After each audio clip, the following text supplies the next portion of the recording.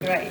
Just to get started, I would actually like to know how many of you in the audience work remote?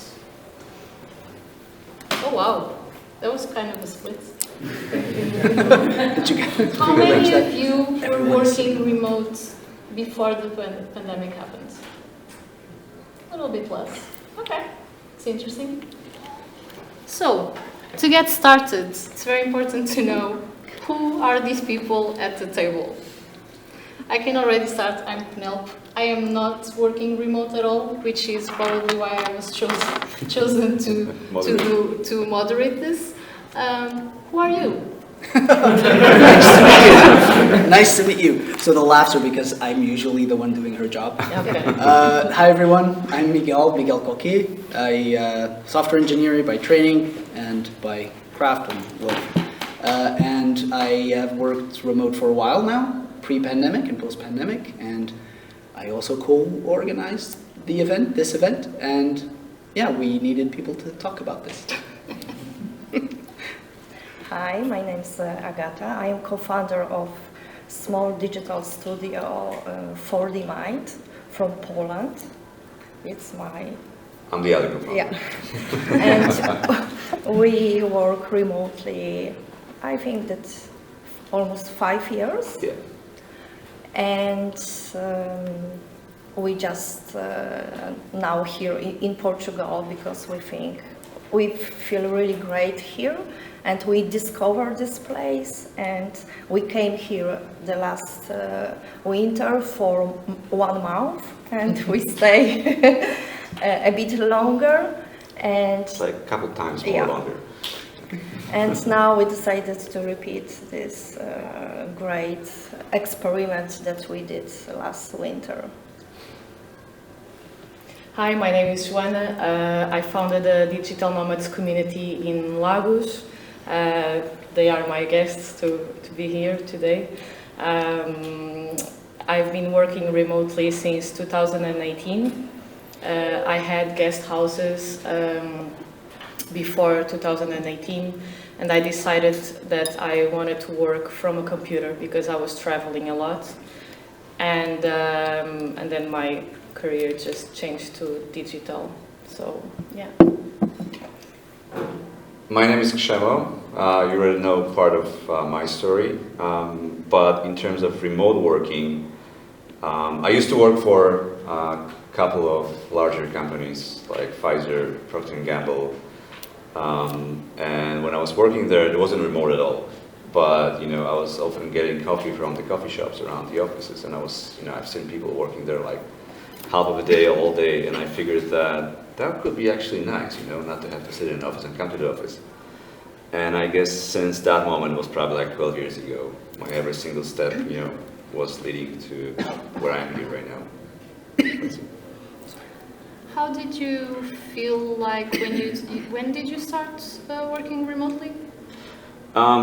That's also an interesting story because I was working for animal health part of Pfizer in 2014, and since I was one of, I guess, 2 people working in the IT department, in Warsaw office, so I did not have my boss, next to me, so I was stretching a lot, the remote working thing, without permission even back then. So I guess that was like 2014 more or less. Did you feel like it was well accepted back then to just not be at an office? No, not necessarily. So when I was, kind of like rehearsing what I was going to say here when I came here, I remembered that one of the really tough things, about my work was I had to fly a lot to Paris, London, New York, and other places. And sometimes I was flying to Paris only for like 1 hour meeting, which was crazy, and that was happening almost every week. And even back then, I thought that it doesn't make much sense. But for some reason, people did not feel like, meeting over Skype or any other tool that, was available back then was a natural thing, and I think that the pandemic really kicked off and changed that a lot. You were saying that you started the digital nomads community in Lagos. How did that came to be?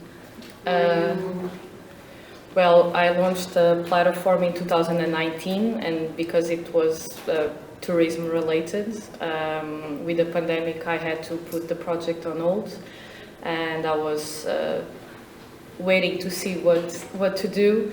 And because I had an experience in hospitality, I started to see many digital nomads coming to town, and I thought maybe it could be a good idea to start renting some houses and get some commissions, and that's how it started.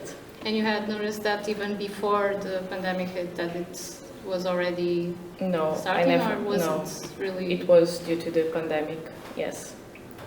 Very cool. Don't do that face. I was going to ask, you have been part of working in small, medium, big companies for a while, until you started your own adventure. How easy was it to find work remotely? Because you have been working mostly remote for quite a while. Yeah, 2009. 2009. I started full-time remote 2009. I think, so how easy was the question? I'm not sure I'm a good example. I did start early, I guess, in terms of general population. I did get opportunities early, and I got them in the most weird of ways. I was convinced that it was possible, and I quit my job to come. I was living in Lisbon at the time, and I moved to Faro, the Algarve, because my wife was coming back. She was coming here to work. At the time, she was not my wife, she was my girlfriend, but I thought, you know what, it's a great time for me to go solo, get a freelance career. And I was convinced that it was a good time for it. I think I was very lucky. I've gotten jobs at first through Twitter, like that first year, 2009. I searched on Twitter, I found like people looking for PHP developers. I'm a software engineer, PHP was something I was comfortable in. And I reached out, that worked out. I got some jobs out of that. My network, I was lucky enough to have worked directly or indirectly with some companies abroad, and I reached out to those, seeing if they needed to do anything, and I got jobs from that. And I even got jobs from being on a support channel for an open source project, like just being on IRC, if you're old enough to know what that is. Just being on a chat room where I was lucky to be the only person in that time zone answering dumb questions. And that was true. Like I had, everyone was in the US, and I was maybe the only person that knew anything that was online during European hours. And some guys started asking every day some very basic questions, and I was super happy. I was like, I can answer these. So I did. And it turns out, like a week in, the guy goes, I can't do this. Do you know anyone that does this for money? And I'm like, I do. So 2 weeks later, I'm working at that company. I helped them grow an engineering department from 0 to 5, distributed through to in the UK and in Portugal as well, here in Faro. And so I guess just to come back to your question, how did I find things? How easy was it?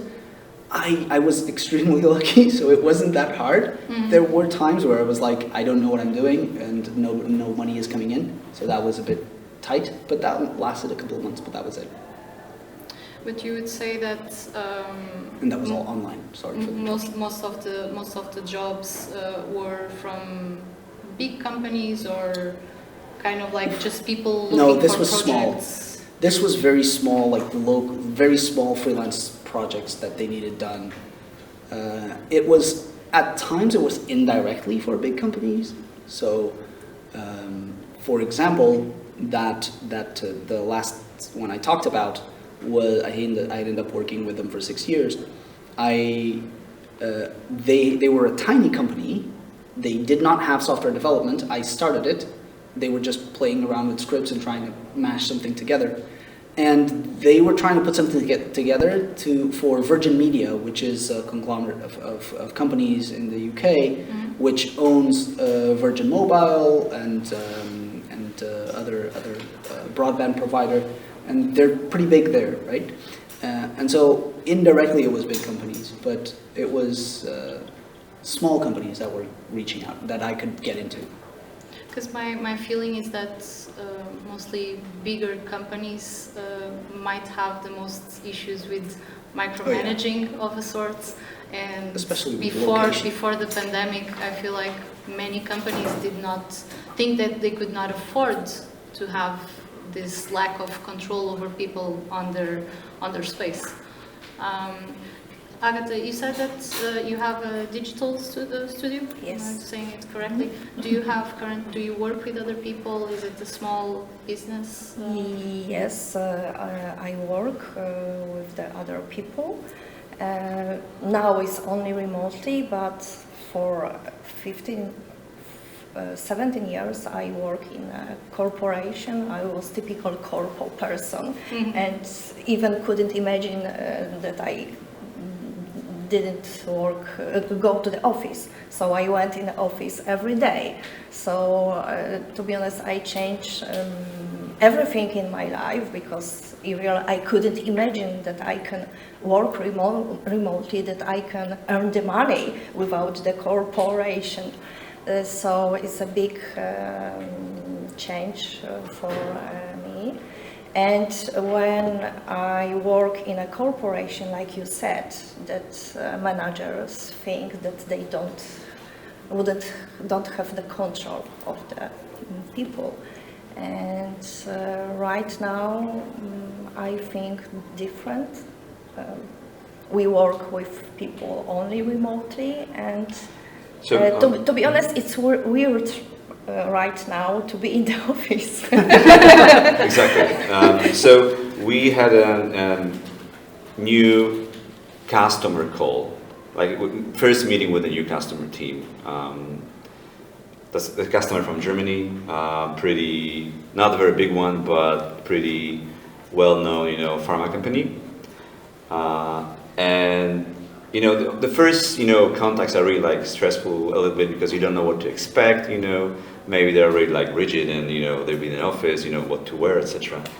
And everybody was online and remote there. Like everybody was from working from their homes, So I think a lot of things has changed, Like the pandemic, mostly was a bad thing, right? Obviously, but I think that certain parts of certain people, like certain groups of us, are really pulling good things out of it also.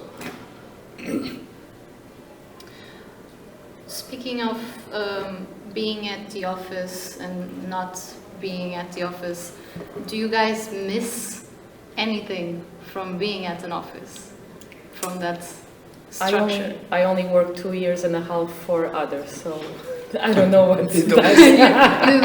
That's a great way. I'm not sure I'm the right person to ask the question, because I'm like an introvert.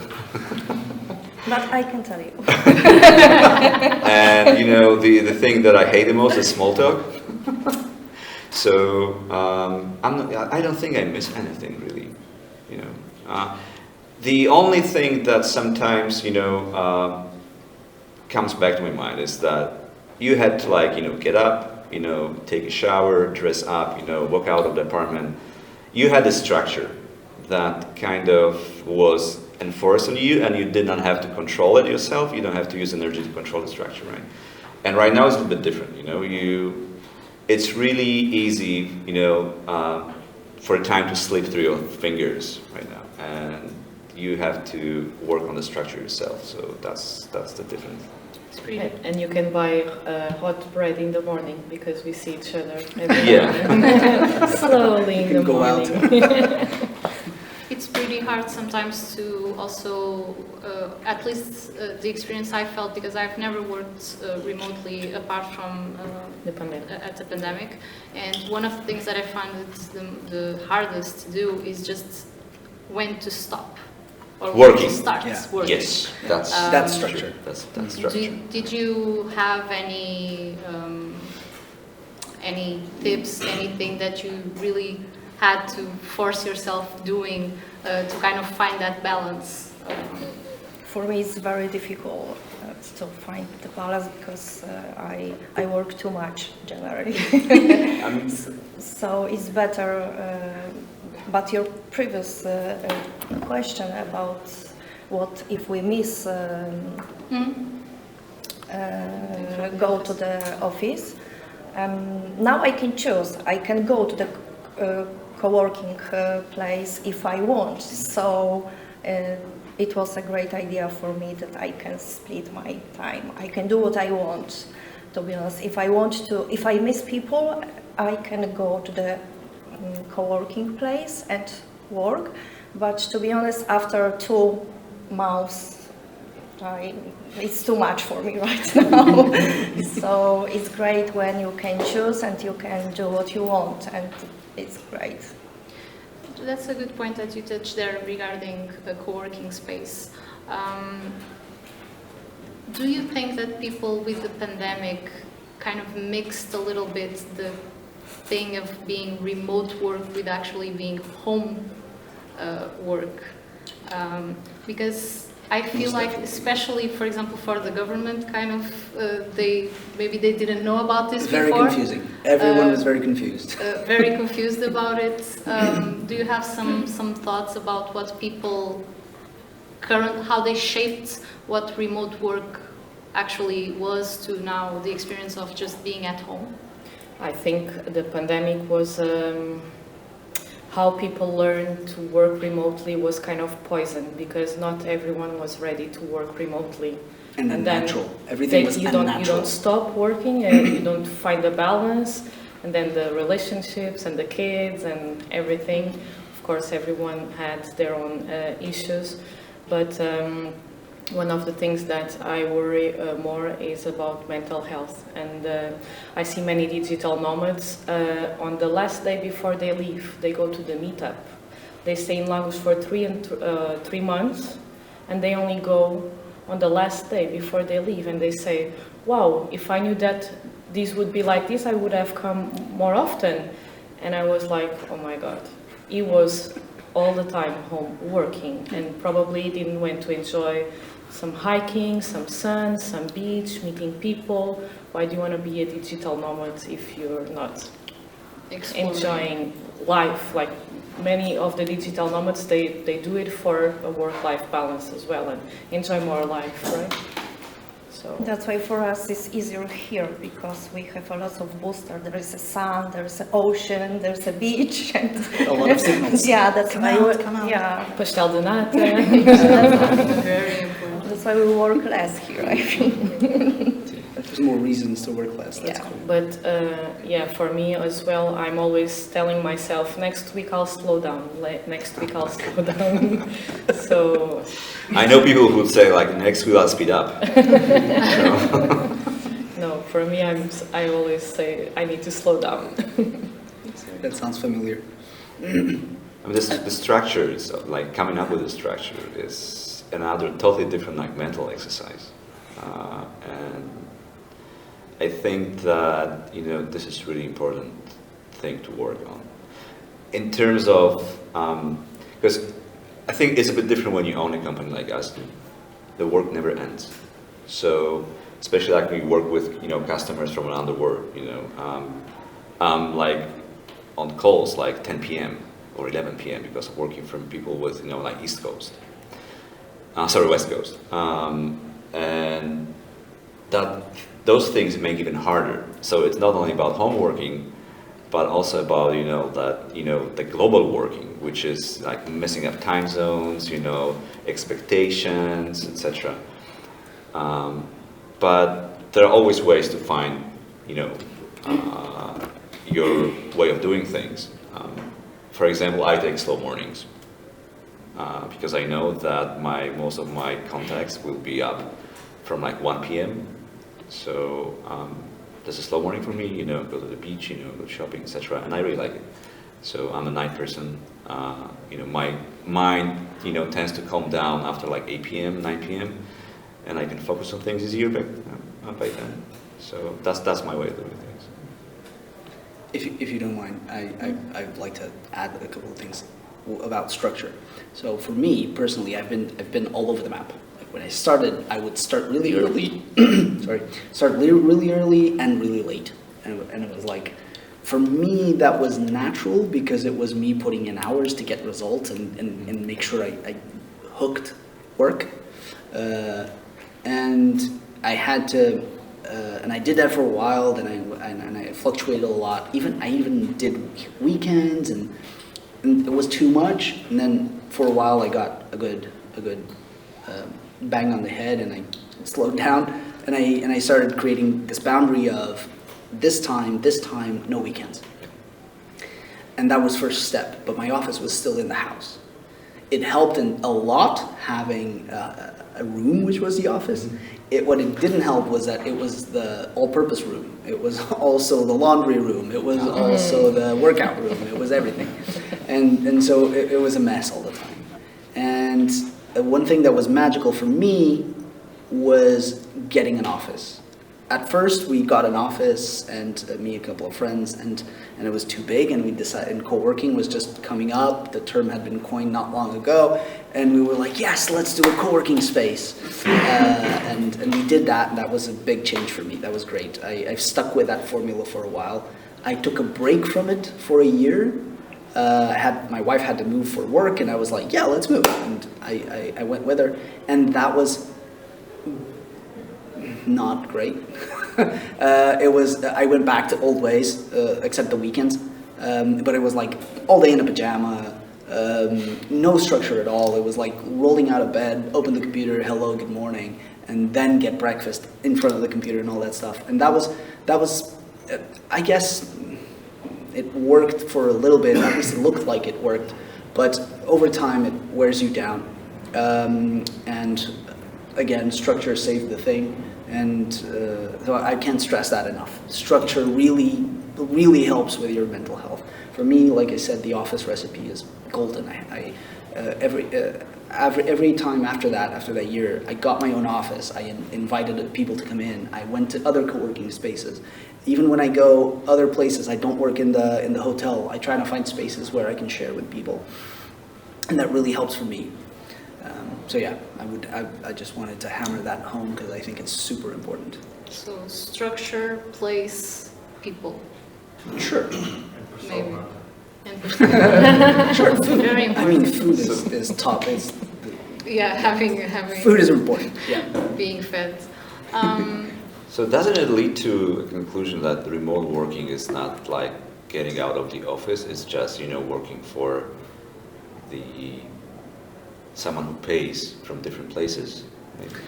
I guess so. I guess we could tie this into the conversation of whether this is homework or remote work, and for me, even the expression homework doesn't make sense, right? It didn't exist until the pandemic. It was remote work was work you did when you were not in the office, and that inherently meant, yeah, you have to be in scheduled meetings and everything, but the rest of the time is mostly yours, and you figure out on your own. And that has been around for a long time, since globalization started, since being able to move around quickly started, and multi-country corporations happened. It's not entirely new; it's just new in mass, in such volume. And I do agree with you. It is a sort of a restructuring of what's expected of you. Instead of the bums on seats, it's are your metrics being fulfilled? Are you delivering the work? Exactly. Are you and management? Actually, that's super interesting because my experience. You mentioned earlier, I've had experience with bigger companies, smaller companies. I've never had experience with huge companies, but even the biggest ones. Time in the office was also about office, even the smallest ones. Time in the office was always about office politics. The bigger, the worse. And but it's not just politics. it's also relationships. Yes. And that is hard. That is the one thing, tying back to the question of do you miss anything? That is the one thing what I think is harder remote is establishing relationships. But it depends on whether you are there after work, like you want to do your job, or you're after a career. Because in my opinion, there are two different things. You know, you want to make a career, you have to, you know, work on your relationships, and that's the most important thing you can do. Like, I'm pretty sure, you know, lots of you have been to like lots of large corporations, and there are people who basically do nothing and they climb up the ladder. So the clear conclusion is like, either you after you work and you like what you do and you want to do your job, or you're there for politics and career. Okay. I think there's nuance to that, because even just doing a good job, it helps you having good relationships, even if you're focused on doing a good job. And I noticed that when I shifted my perspective from being a worker to being a service in a service position, where I was not an employee of the company, I was an outside element, so I had a lot of control suddenly of how things were to happen, and it really helps to have the relationships is what you fall back on when you need leverage, when you need, you know what, I know you guys are asking my decision, my opinion, it's your decision, but it's going to make my life horrible if you make a bad one. and that happens all the time in different scales, right? So I think those relationships should not be ignored. It is a form of politics, I suppose, but they're always at play, even if you're not one of the elements. And like I said, and again, in a service position, the maintaining of politics and the relationships is maybe a different angle, but I think that when you're an employee, they're also there.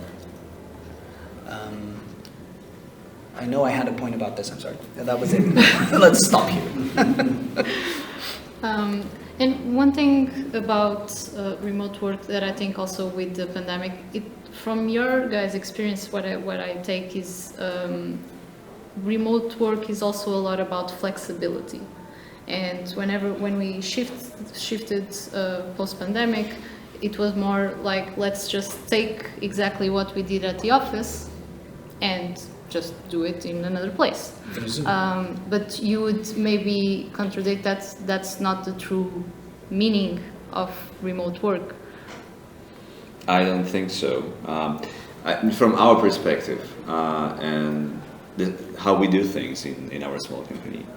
So I'm a huge opponent of, you know, controlling people. So what I expect from people I work with, I'm not even using the word employee. These are the people like I work with. Is like to get the job done within the certain threshold of quality and time, you know. And if that fits in, you know, if we assume like, oh, we agree with the customer that something needs to be delivered within 2 weeks, and that person does it in 2 days or 3 days, and he plays Xbox for another like week and 10 days, I don't care, you know, really, honestly. If things are working the way that they are expected to be working, that's all I really want and need, you know, no control. So that's a bit different from the office work, I guess. Yeah, it's a very good point. Lost my track here. 1 second. I'm sorry, probably my fault. No. I was going to take from that because I feel like bigger companies have bigger problems in managing those expectations of people. Mm-hmm. Because when you work with small teams, maybe it's easier for also maybe people to build trust on each other.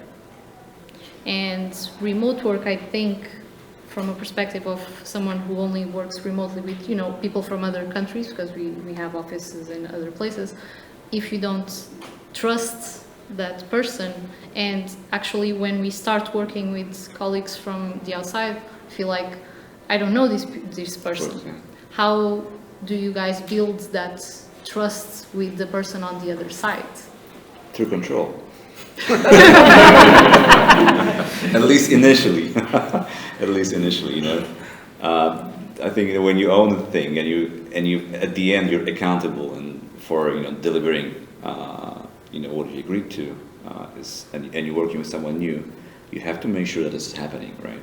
And there is no trust at the very beginning. That's no way that it's happening like that, because you can have a credit, but let's say this credit works for a week for a task that was planned for 2 weeks, and after a week you check, how is it going? Is it going well? And you can, based on your experience, you can say that it's going to happen or it's not going to happen. But I guess through control, ironically. That's a fair point. When from that perspective, what about, and then this is a question, not a counterpoint. What about when you need someone from inside your, let's say, client team, that you're collaborating with the team? What about that relationship? They're not your employee, but they're an employee of the client, and there needs to be collaboration. Mm-hmm. And how do you sort of grow that relationship? This is the only part that you cannot choose and you cannot pick, right? So you cannot choose people that you work with. But I'm not sure it's going to answer your question directly, but this is where the agreements come in. Mm-hmm. So basically it leads to deliveries on each of the sides. Mm-hmm. So we can be accountable for things, but only unless you're delivering things on time. That's it.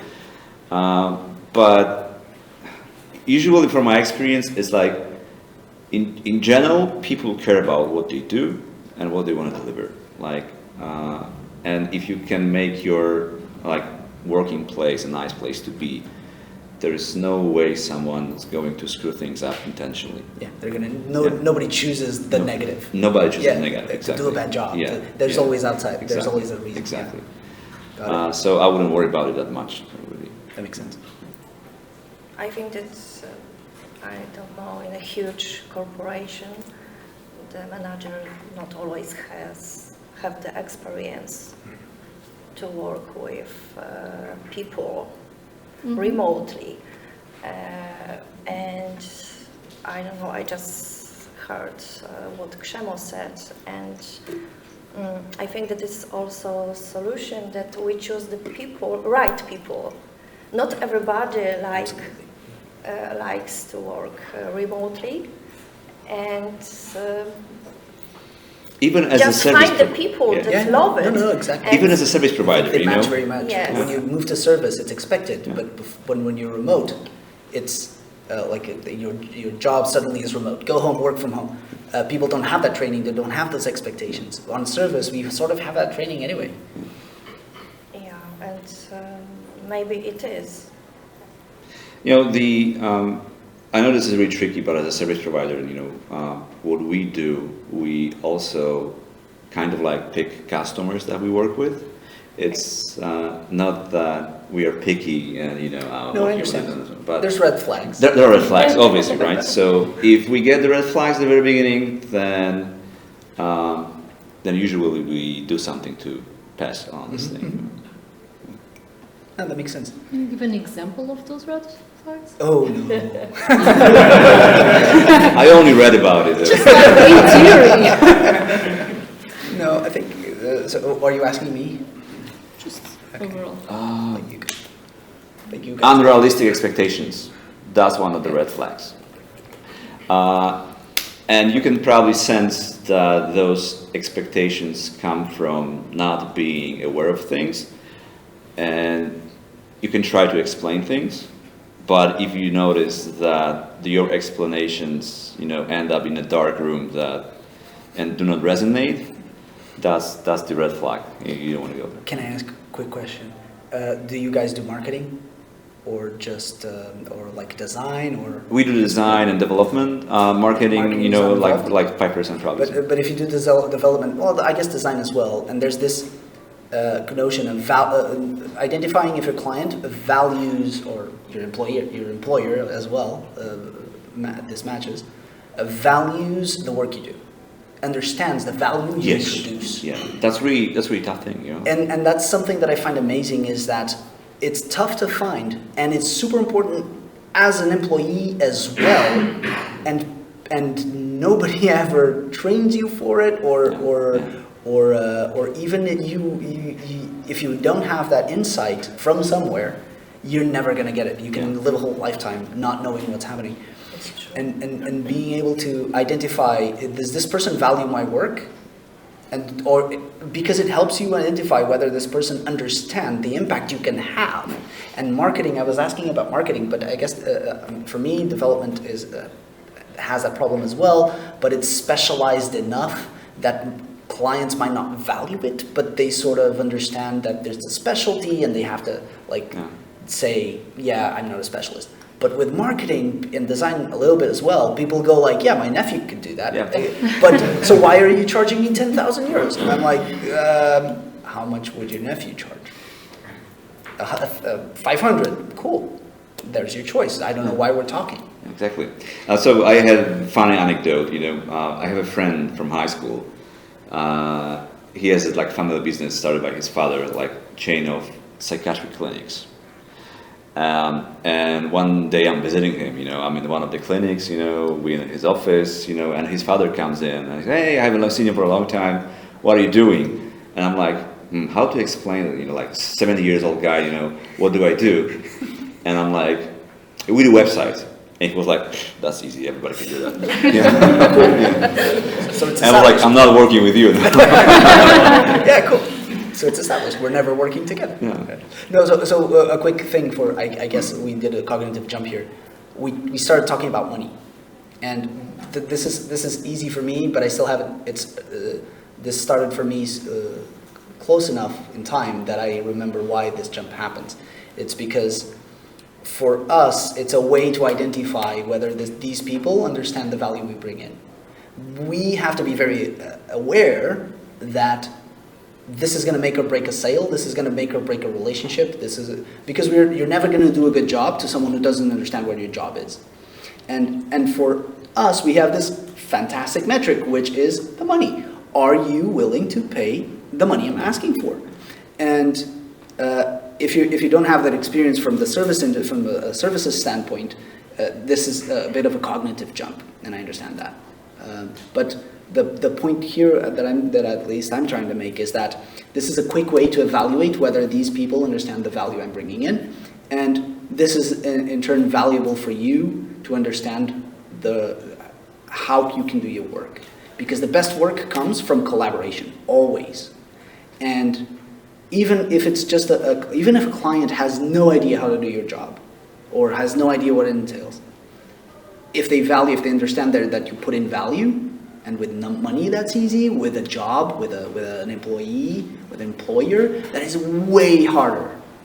But it's important to be able to identify red flags, and this applies to in services, but also in a job interview.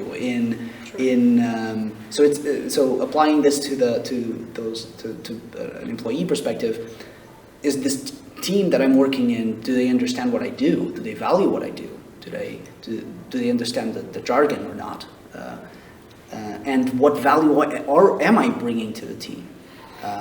Because I've had situations where, if you guys do development, and I know most people here do, software development means that you do very similar work, at least in some ways, whether it's a tiny client or a huge client. If they have a specific problem, that specific problem is mostly the same amount of work. There's variations, obviously, but it's not proportionate. The value we introduce is not proportionate. And that means that if you're making an online store for a corner shop, they're not going to value your work in hundreds of thousands of euros a year. They're not. But if it's for Nike, they're like, that's cheap.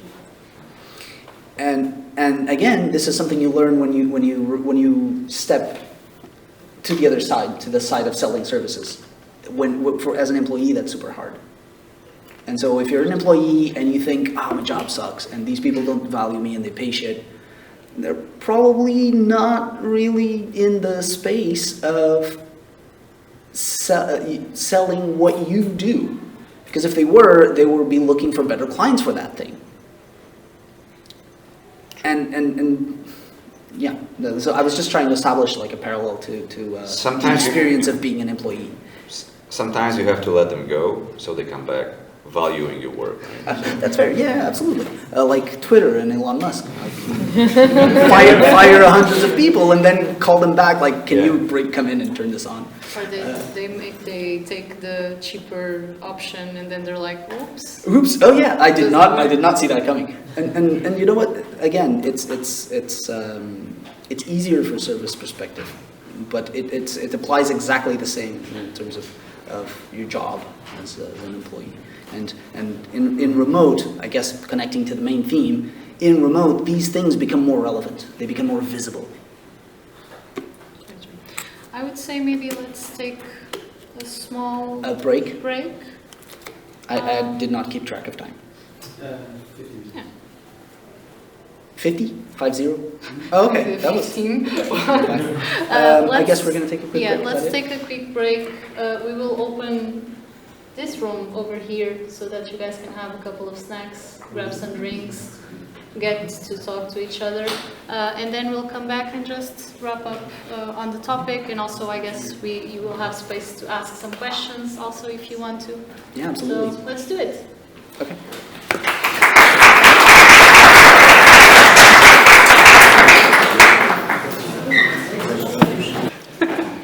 Thank you. Hi, welcome back. So I thought that now that we have been kind of over remote work, what it is, what it isn't, how it has been changing, I would actually like to go a little bit into what actually a digital nomad is and the work that you have been doing, and more to you, Joana, the work that you have been doing to kind of, I guess, gather like-minded people and connect them somehow. Yeah, so a digital nomad is a person that travels and works remotely, that's the definition, and that only needs stable internet. So what I more focus about digital nomads is to connect them through events, because they're working from home. In Lagos they don't use co-working spaces because there's not many, and it's not a co-working vibe, a co-working space vibe. It's different. They have balconies. They can work from their balcony and get some sun or sea view, so they don't go.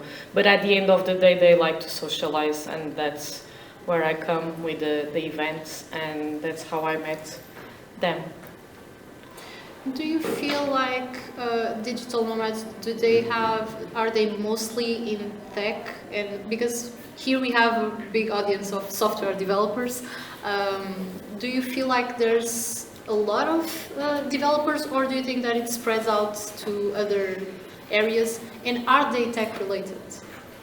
Mostly we have coaches, yoga teachers, and many remote coaches, yes, and yoga teachers as well. They sell their online courses, yes, and they do some online classes, most of them. Yeah, so yeah, remotely, and then also a few. The percentage is not that big. About, I don't know. Have you met many people that work in software? No, not many. Not many. Many more that are in the crypto space. Yes. Okay. That makes sense. There's a huge community of people there in Lagos that are into crypto and blockchain. And I'm not tech stuff. Yeah, yes. I get it. Yep. I'm not. But a bit more speculative, maybe tech, because To English. The crypto stuff. Yeah. Oh, yeah. No, I don't know if you know. There's a guy that bought one of the Crypto Village or the bar at the beach. I'm talking about the bar. Yeah, I don't know. Bitcoin the person. family. Yeah. And so that was sort of a media thing and attracted other enthusiasts. And the laws here were very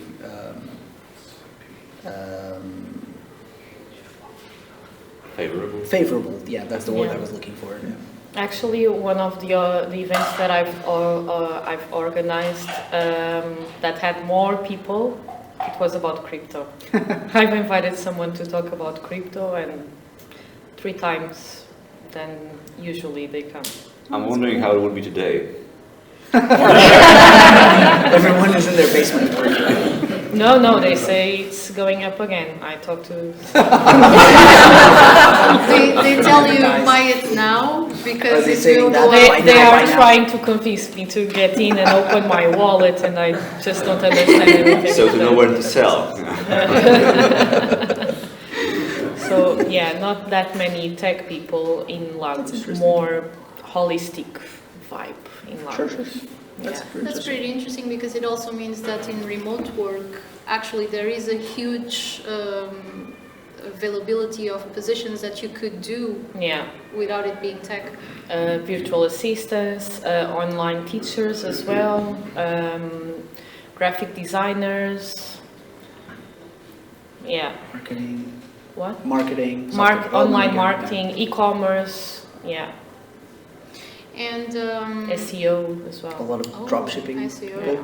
Dropshipping. Yeah. I think especially with the pandemic, most likely it kind of blew up that small businesses want to get online shops going, so there was definitely an opportunity for that. Many people also that edit photos because they can be anywhere and people take photos and they send them and they edit photos as well. So yeah, there's different professions. I've learned there's a good one, breathwork facilitator.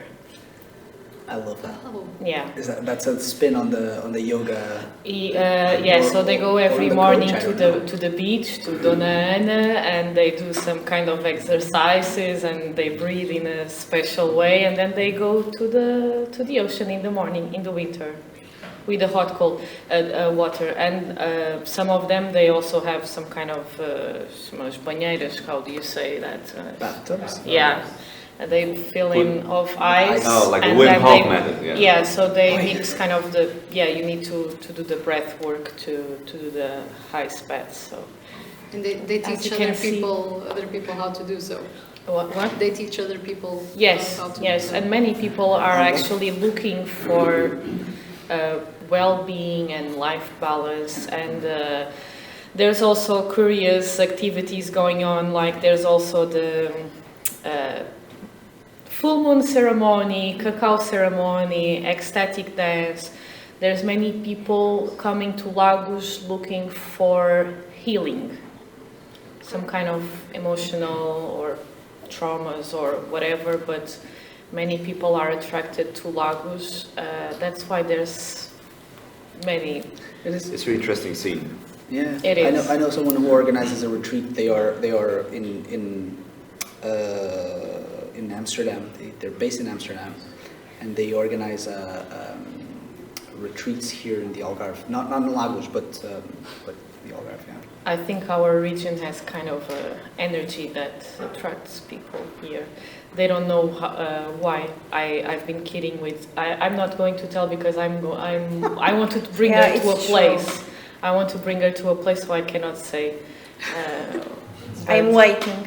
Is it up in the hills? Up in the Um, mountains? No. kind of, Okay, so it's not the place I'm thinking. kind of. Mata de Barão de São João. Oh no, my family lives there. Okay. No, but there's You're a. saying that on camera. Oh shit. I was very distracted with the topic. Different place. Now they know who you are. Now they know. No, but I was gonna talk. Sorry, but there's a Buddhist monastery. I don't think it's active at the moment. Well, it is active at the moment, but it's closed. And they have a monument, what they call a stupa. But where? In Barão? Not there. Here in Caldeirão, in Okay. the mountains here. I didn't know that. Sorry. Acho que é Alfers. Alfers? No, é Malhão. É no Malhão. It's not active? It's sort of active. So there are monks there. There aren't a lot, and it's not open to visit.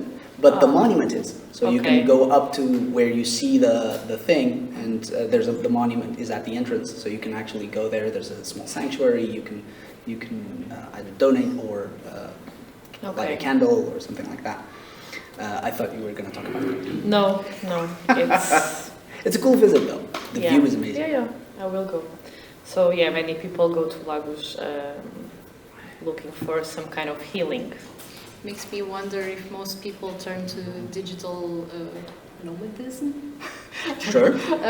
Because they're kind of burnt out from Many previous work Might be, experiences. that might be true. many people are changing careers. They're leaving their jobs, looking for. And there's lots of companies that give trainings, and they don't need to know anything about what they're going to do because they're offering the trainings. They just want to leave, and also because of the pandemic, most of them were living in big cities in small flats, and this is freedom for them, like sun, ocean, nature, walking in the nature every day. It's amazing for them. Yeah. How do you think because we hear a lot about being a sunny country, so people just like to come here. How easy is it actually to just come here and set up from someone that comes, foreigner comes in Mentally or from the operational perspective? I think operational is what she's talking about. However you want to go with it, because mentally it's all, I also think I was talking Sorry. to Agata, it's a big process to just decide to leave your home, so to speak, to Kind of like, Yeah, yes. no, I mean, operationally it's really easy through the internet. Like, you basically arrange two things, like a plane ticket and plane to stay, and that's it, right? And the other part is the mental part, which might be challenging. The thing that last year we were struggling a little bit with was that it was so nice here that for like first couple of weeks or maybe even month or more, we were like, we don't deserve that. So that was the main feeling that we were having, right? So that was a really, really huge stretch mentally. Like, if you go in the morning to the beach, you're not working, right? So maybe things will fall down, like guilt. Yeah, exactly. You have a guilt, like things will break, your company will stop working, but I guess whether we are aware of things or not necessarily, like changes like that, they are always a huge step in exercise, and I guess that's the only way to go, to expand your horizons and know yourself better. I don't want to go into cliche statements like, But you can. But from the beginning, we had a reason to be here. This is the most important part, that there was a web summit. Yeah. And to be honest, we are here because of that event. Yeah. And because of that, we Sure.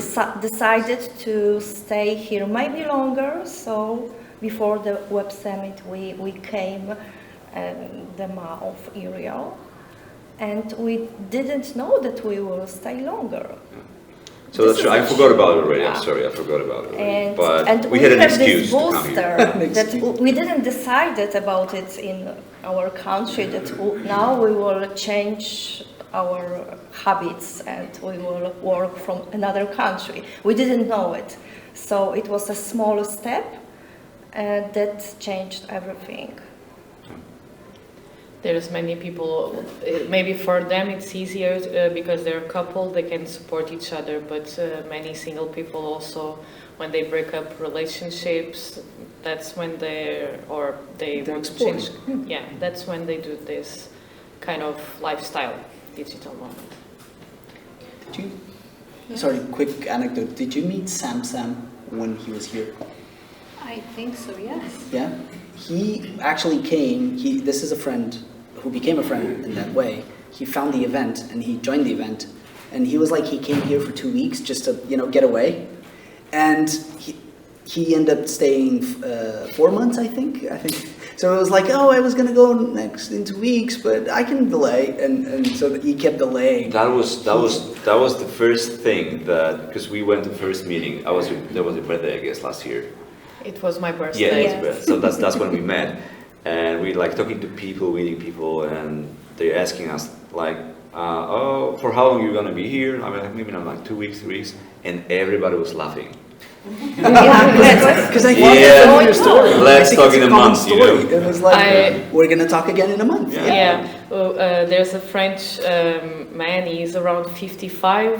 He just came to Lagos 2 weeks ago, and I asked him 2 days ago, how long are you staying? I'm leaving in 2 weeks. Okay, you're staying for Christmas and then New Year's, and then maybe you leave in March. And he said already that he's staying for Christmas, so yeah, people come and they say that they stay for 2-3 weeks, but they keep staying. And many of the digital nomads that came in 2020, some have bought houses, and others they keep coming. So those people are kind of my friends too. Sure. Like Agata and Kashmir. There's people that come already for the third time. Yeah, so it's good. It's really interesting. We have been now talking, I think, a lot. The digital nomad space has been getting a lot of attention, also because of Visa. our government trying to pull people in. With the digital nomad visa, right? I know you have opinions. Yes. And I would actually like to know, because there's a thing, I think some people are divided, especially, locals are kind of like, hey, cool, more people to bring in, also kind of ties up to tourism in a way, but other people are always like, oh, come on, now they come here, houses are getting more expensive. We talked about it. Things like that. And I would actually like to understand from your perspective how you feel like that might impact things in the negative or positive way, and if there might be anything that can be contributed to change. So we gave an interview to Radio Renascença at the Web Summit, and we kind of gave our true opinion.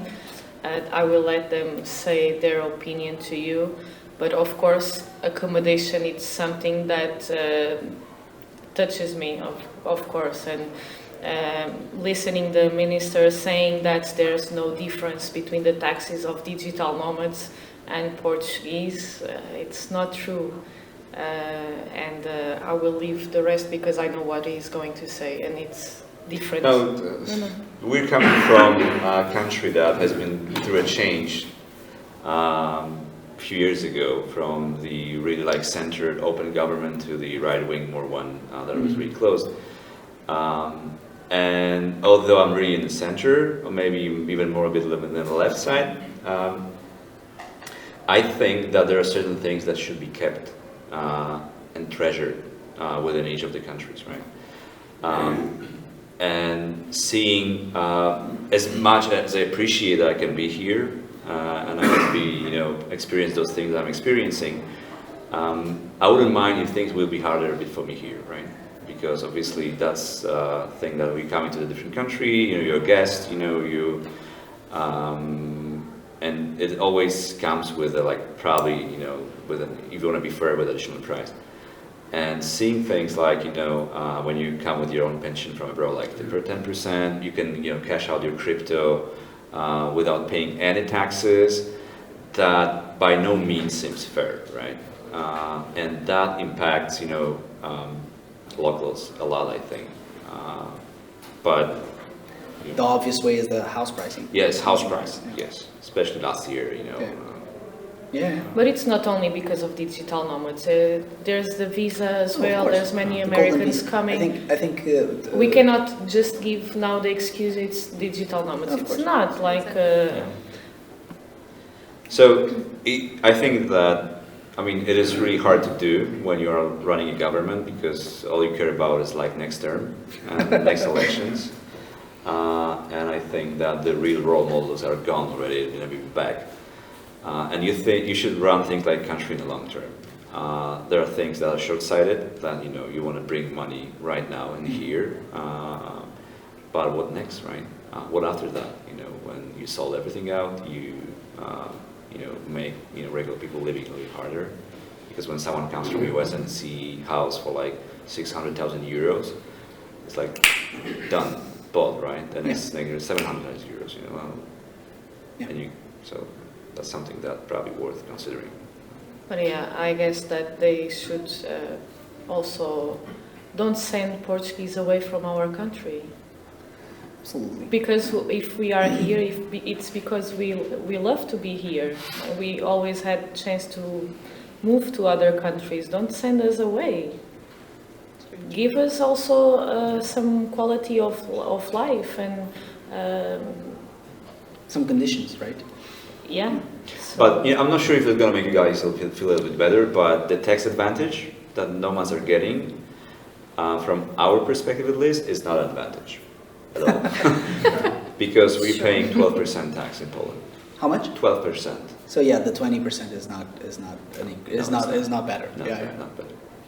And also, the government is trying to bring digital nomads to inland, and I see the point. But what they didn't get is that they need to build communities. And I don't know if you have heard about Gonçalo Hall, what he's doing. But I agree with him. They don't travel to countries; they travel to communities.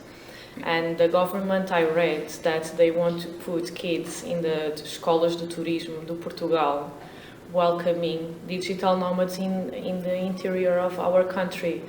No, like, imagine not Joana, but a school, like Singing. it's Yes. they should It's very connect with the people like Gonçalo and me to really know what they need. I think Gonçalo is also involved in the digital nomad visa somewhere, in helping. I read somewhere that He does everything. no, it's not, he was on our short list, initial short list of people to invite as well. And he wrote a post on LinkedIn that I've read. He's sad because his own country is not doing it right, and they don't value what he's doing and what I am doing. I've been trying to also help, ask for some public help, zero. And he's working with people that value him and they are willing to pay, and because they see the value of his job. Cabo Verde, Brazil. Yeah. Well, I think the one I read about was Cabo Verde. Yeah. Cabo Verde, yeah. So people don't see the value of what it is building a community, and I had the chance to build this community because I was lucky to have two parents that said, okay, if you don't want to go and work for others, you have to do something. So I decided to rent my own house and start a new project. I sacrificed, but I was lucky, and True. I've done this, Some privilege. and 2 years of my life was kind of not financially good, but it's now starting. So. And to tie up a little bit with remote work in general, I think that one thing that we could actually do to convince people to go more into small cities and places in Portugal is to actually have better infrastructures, which we don't have. Because, I mean, there's digital nomads, but any one of us could actually want to live a more peaceful life inside of our own country. Oh yeah. Because the things that digital nomads see in our country, we can also see them. The thing is that most of the times we don't have actually the financial support to be Take advantage, yeah. to take advantage of that. Yeah. I think Cool. we might want to start to wrap up, but I actually wanted to just ask you about something that you said a bit earlier that ties a bit. We were talking about how building trust with each other is very important for remote working, because otherwise there's no good work being done, maybe. And you mentioned to me that you guys are actually doing business retreats. Yes, the guys. The guys. All of them. The guys are guys, you. now, yes, organizing business retreats for companies because they want to gather their teams, right? Many of them, they don't even know each other, right? So it's starting to boom, workation programs and business retreats. It's part of the culture of companies right now. Yeah, it's a very interesting way of gathering people. Also, because for example, we at my company, we normally go to one of the offices, or they come to our office and meet there. But maybe meeting somewhere in the middle might also be very interesting. Yeah, now with this thing also, some companies are remote, others are not. The companies that are remote, they are offering these options of business retreats, so they attract also more talent, they retain more people in the company, so there's a lot more budget, right? Right. You come to the end of the year with all that facilities budget that you didn't spend, like don't have offices anymore. Like we closed down 2/3 of the offices, right? Yeah. Physically. So we don't need them anymore, we haven't used them in 3 years, so what we do? We have all this extra money, we might as well do something to get people together. Like we can spend that, still have extra profit, and pull people in. yeah. And I've seen that work, and it works really well. So mainly we organize accommodation, activities for them, exercise as well, parties, dinners, whatever they want. Yeah. So, Because mostly building trust with people is not actually when you are working, but outside of working. yeah. So Our next event, they're not paying our attention. next event. Yeah. Not yours. What do you mean? So yeah, thank you for coming and Thank you for having us. not only talking about remote work, but also a little bit about the other reality. We actually didn't think that at the beginning the topic would evolve into that, but when we found you guys, we thought that it was an interesting way of also bringing the topic to for me at least, I don't work remotely, so it was all very interesting to know. So thank you. You're welcome. You're welcome. Thank you.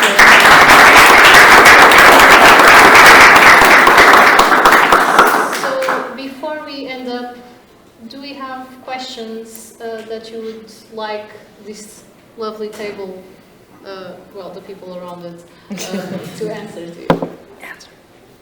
Yay.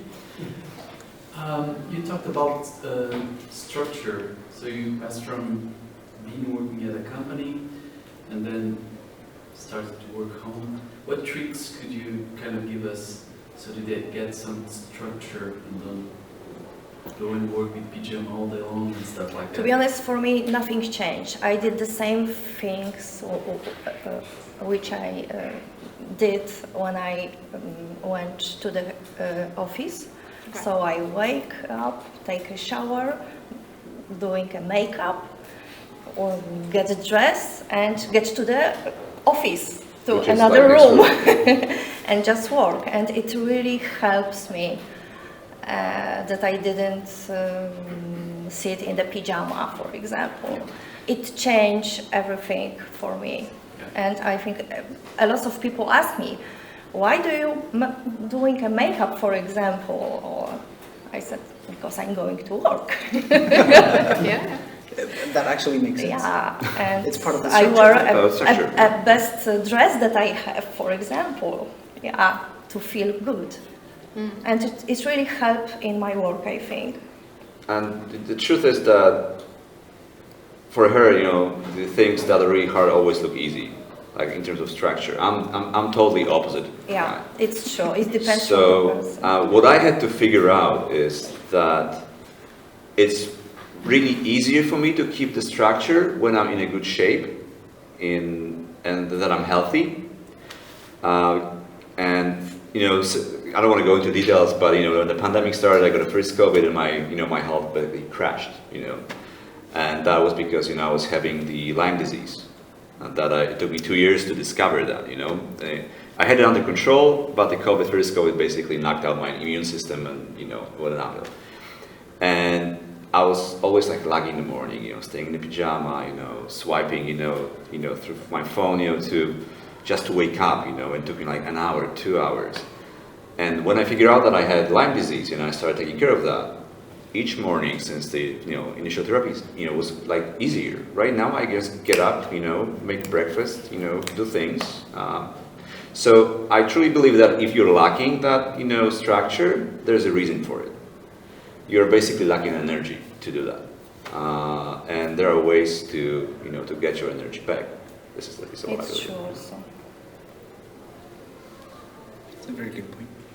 I also have a question. You mentioned that you're a bit of an introvert. Mm-hmm. How do you think remote work affected that? So do you think you're now more an introvert now that you see less people, or do you still feel the same?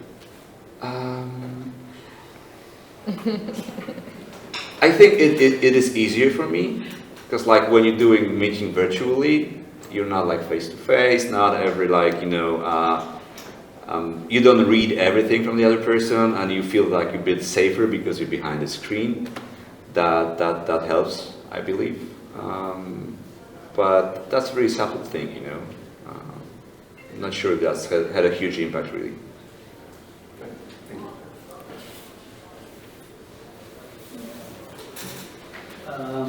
We were talking before, or you were talking before about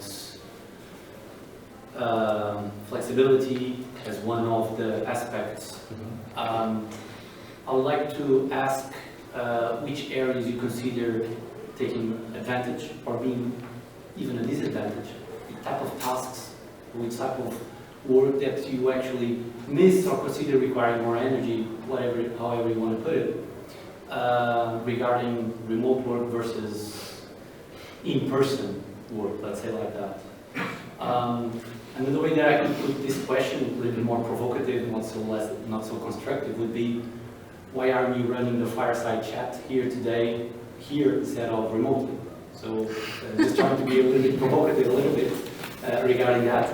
But I hope you got the sense of my question. Yes. You know, I deeply believe that we are social creatures by the way we were designed, right? And that is one of the things that has been taken out from us. Like, but as an introvert, it's not that important to me, obviously, right?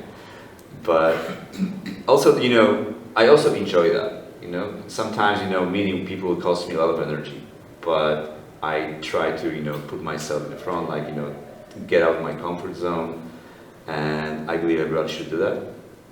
And there's no substitute to face-to-face meeting.